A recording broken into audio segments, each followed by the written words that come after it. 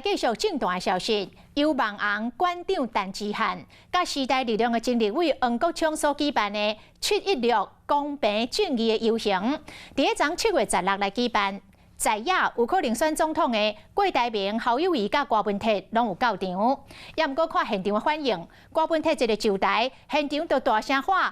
可批，而且致辞的时阵，有几啊届和民众的欢呼声来拍断，这甲郭台铭、甲侯友宜就台的气氛有真大无同。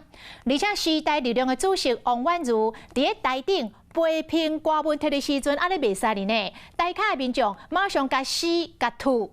这个活动的现场秘书是郭文泰的造势大会。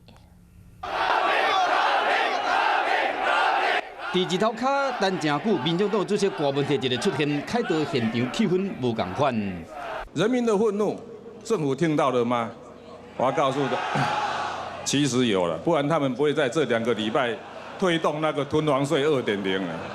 所以，我为什么说今天是一个？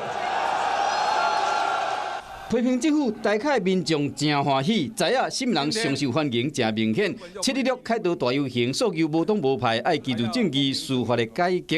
因为当时的力量党主席王婉如演讲的是这话，和台下民众真不满。跟这些牛鬼蛇神站在一起的，算是什么第三势力？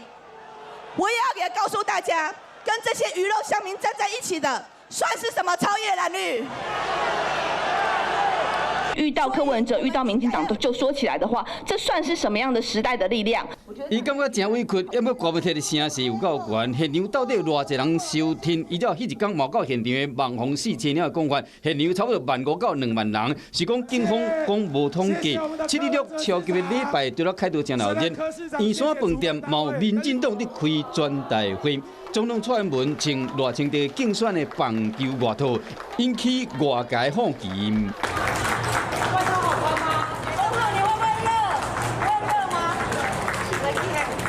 在饭店里面开会，一定会有冷气哈。那在凯道上面呢，当然就没有冷气啦，这个是很正常的现象。我们很想问，哪一个这个政党他办全代会不是在室内？就算民进党立委光阴跳出来替总统配会，也不过这句人气袂歹，议员加开道的场景形成强烈的对比。嗨，我是庄宇杰，想要看到更多的新闻内容吗？赶快订阅华视新闻的 YouTube 频道，并且开启小铃铛，跟着宇杰一起看新闻吧。